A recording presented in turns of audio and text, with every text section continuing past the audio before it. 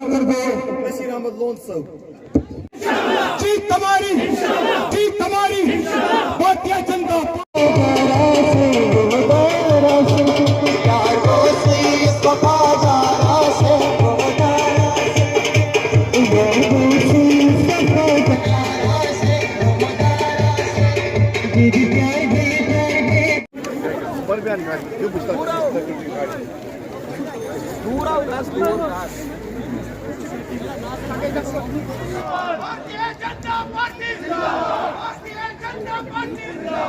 इनका एड्रेस नहीं मिलेगा।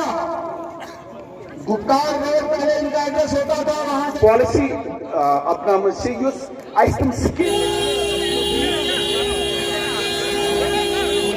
आज आमुत हक बाइकिस तथ जमीनस पे 4 सास चून मे पार्टी पट्टी सपोर्ट बी गोस हुकूमत गवर्नर साहबस तद लज कत बी गोस यम सात तुद JK बैंक मसला हल कर आज पन मुकदर बदलाने आमुत यह सोन योन आज आमुत मोन लीडर सुनील शर्मा जी दोस सर सनिस गामस मज वसस सनिस हकबारिस मज वसस चूस कता मुश्किल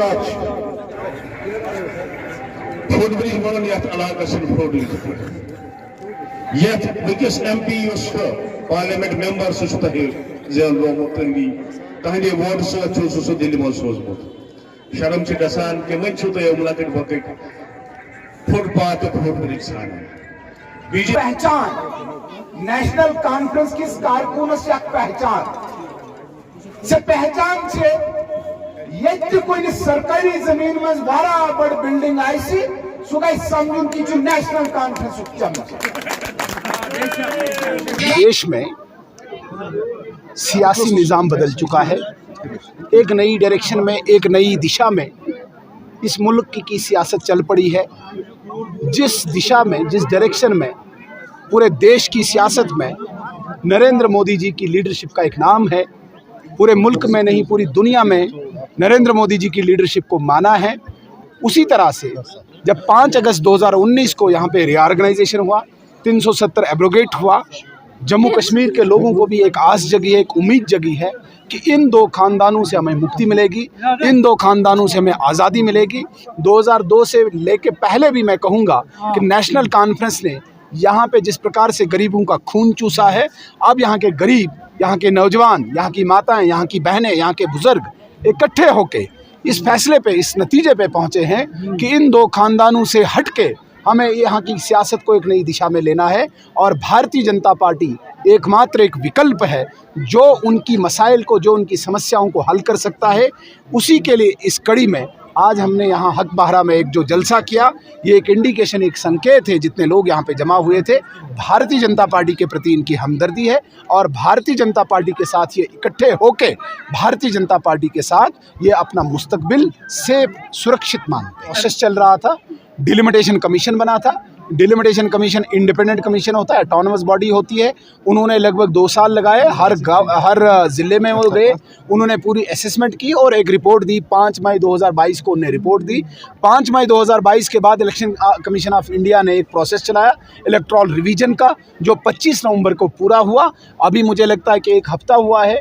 हाँ, यहाँ पे सर्दियाँ होती है, बर्फ़ पड़ती है। हमें जो उम्मीद है कि भाई सर्दियाँ ख़त्म होने के बाद जम्मू कश्मीर में चुनाव होंगे। अब प्रोसेस पूरा हो चुका है, डिलिमिटेशन कमीशन का भी, इलेक्शन कमीशन ऑफ इंडिया का भी प्रोसेस पूरा हो चुका है। अब हमें पूरी उम्मीद है कि 2023 में जम्मू कश्मीर में यहाँ की जनता असेंबली के इलेक्शन देखेगी और यहाँ पे पॉपुलर गवर्नमेंट। उमर अब्दुल्ला साहब का सियासी पालन पोषण भारतीय जनता पार्टी की गोद में हुआ है, इसमें कोई शक नहीं। बहुत बड़े लीडर हैं वो, लेकिन बड़ा ताज्जुब हो रहा है मुझे, जो खुद मेंबर पार्लियामेंट रहे हैं, उनको ये नहीं पता कि देश की सुप्रीम अथॉरिटी पार्लियामेंट है और पार्लियामेंट में पास किया गया कोई बिल असेंबली रिवोक नहीं कर सकती है। जिस प्रकार से असेंबली में पास किया गया कोई बिल कोई DDC, कोई ज़िला पंचायत रिवोक नहीं कर सकती, उसी प्रकार से पार्लियामेंट सुप्रीम अथॉरिटी है।